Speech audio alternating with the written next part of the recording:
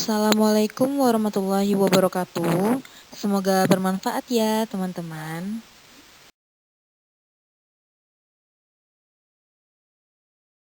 Baiklah, sebelum kita masuk ke pembahasan, perkenalkan dulu ya, nama saya Herlina Ayu Pratiwi dengan NPM 19103161201190, kelas Moneter RA8.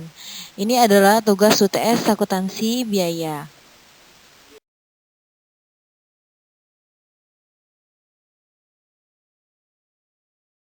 Baiklah, sekarang kita masuk ke dalam pembahasan. Berdasarkan metode harga pokok pesanan dan metode harga pokok proses. Akuntansi biaya dalam perusahaan manufaktur bertujuan untuk menentukan harga pokok persatuan produk yang dihasilkan. Dan siklus akuntansi biaya dalam perusahaan manufaktur harus mengikuti proses pengolahan produk sejak dari bahan baku dimasukkan dalam proses sampai menjadi produk jadi.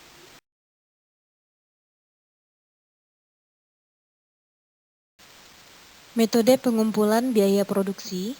Metode pengumpulan biaya produksi tergantung dari sifat pengolahan produk. Pengolahan produk dibedakan menjadi dua golongan, yaitu pengolahan produk berdasarkan pesanan dan pengolahan produk yang merupakan produksi massa. Oleh karena itu, metode pengumpulan biaya produksi dibedakan menjadi dua, yaitu yang pertama, metode harga pokok pesanan atau job order cost method. Metode harga pokok proses, proses cost method.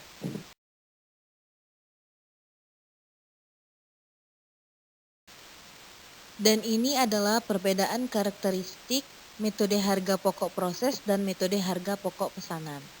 Bisa dilihat di sini ya.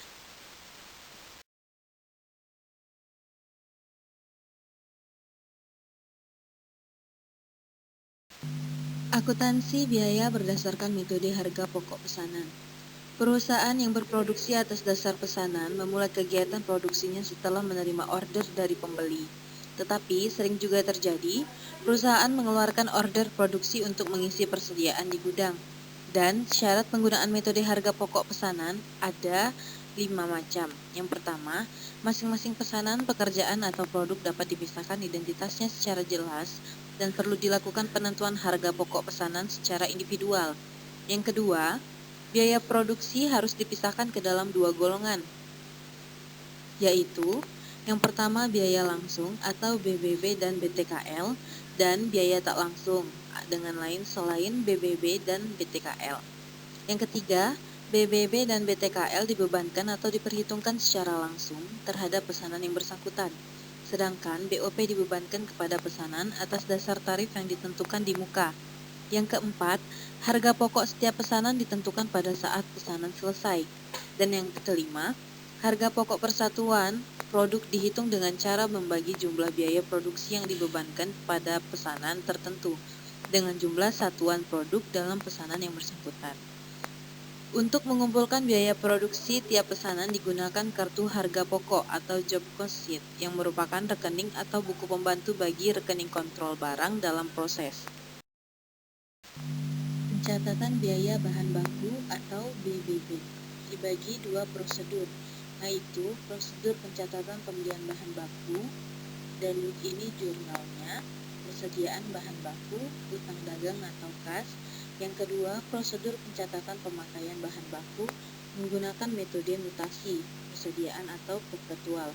Dalam setiap pemakaian bahan baku harus diketahui pesanan mana yang memerlukannya. Dan ini jurnalnya, barang dalam proses, biaya bahan baku, persediaan bahan baku. Ini adalah pengumpulan biaya produksi dalam metode harga pokok pesanan. Pencatatan biaya tenaga kerja langsung atau BTKL. Yang pertama itu diperlukan pengumpulan dua macam kerja, yaitu yang pertama jam kerja total selama periode kerja tertentu, yang kedua jam kerja yang digunakan untuk mengerjakan setiap pesanan. Perusahaan harus menyelenggarakan kartu hadir masing-masing karyawan untuk mengumpulkan informasi jam kerja total selama periode kerja tertentu. Untuk pembuatan daftar upah, di samping itu, perusahaan harus mencatat penggunaan jam kerja masing-masing karyawan untuk mengerjakan pesanan. Masing-masing karyawan dibuatkan kartu jam kerja atau job time ticket. Jurnal untuk pembagian upah. barang dalam proses biaya tenaga kerja langsung, gaji, dan upah. Pencatatan biaya overhead pabrik atau BOP. BOP dikelompokkan menjadi beberapa golongan, yaitu yang pertama biaya bahan penolong, yang kedua biaya reparasi dan pemeliharaan berupa pemakaian persediaan spare parts dan persediaan supply pabrik. Yang ketiga, biaya tenaga kerja tak langsung. Yang keempat, biaya yang timbul sebagai akibat penilaian terhadap aktiva tetap. Contohnya, biaya penyusutan aktiva tetap. Selanjutnya, biaya yang timbul sebagai akibat berlalunya waktu dan contohnya terpakainya asuransi dibayar di muka. Yang terakhir, biaya overhead pabrik lain yang secara langsung memerlukan pengeluaran tunai. Contohnya, biaya reparasi mesin pabrik dan biaya listrik. BOP dalam metode harga pokok pesanan harus dibebankan kepada setiap pesanan berdasarkan tarif yang ditentukan di muka. Tarif BOP ditentukan pada awal tahun atau periode dengan cara sebagai berikut. Tarif BOP sama dengan taksiran jumlah BOP selama satu periode, jumlah dasar pembebanan. Dasar pembebanan BOP yaitu satuan produk, biaya bahan baku, biaya tenaga kerja langsung, jam tenaga kerja langsung, dan jam mesin. BOP yang sesungguhnya terjadi dikumpulkan selama satu tahun yang sama, kemudian pada akhir tahun dibandingkan dengan yang dibebankan kepada produk atas dasar tarif. Pencatatan BOP yang dibebankan kepada produk, barang dalam proses, biaya overhead pabrik dibebankan. Jurnal penutupan rekening biaya overhead pabrik dibebankan atau untuk mempertemukan BOP dibebankan dengan BOP sesungguhnya. Biaya overhead pabrik dibebankan dan biaya overhead pabrik sesungguhnya. Akuntansi biaya berdasarkan metode harga pokok proses. Pengumpulan biaya produksi dalam metode harga pokok proses biaya bahan pencatatan pemakaian bahan baku di Departemen A. Barang dalam proses biaya bahan baku Departemen A, persediaan bahan baku, pencatatan pemakaian bahan penolong pada bagian produksi, biaya tenaga kerja langsung dan tak langsung. Dan yang terakhir, biaya overhead pabrik. BOP pada metode harga pokok proses adalah biaya produksi selain biaya bahan baku, biaya bahan penolong, dan biaya tenaga kerja, baik langsung maupun tak langsung yang terjadi di Departemen Produksi. BOP dapat dibebankan kepada produk atas dasar tarif dan dapat juga dibebankan atas dasar BOP yang sesungguhnya terjadi dalam satu periode. Pembebanan BOP sesungguhnya kepada produk dapat dilakukan jika yang pertama produksi relatif stabil dari periode ke periode, kedua BOP terutama yang tetap bukan merupakan bagian yang berarti dibandingkan dengan jumlah seluruh biaya produksi.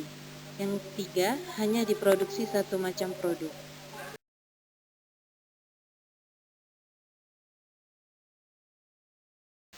Sekian pembahasan kita mengenai metode harga pokok proses dan biaya overhead pabrik. Wassalamualaikum warahmatullahi wabarakatuh.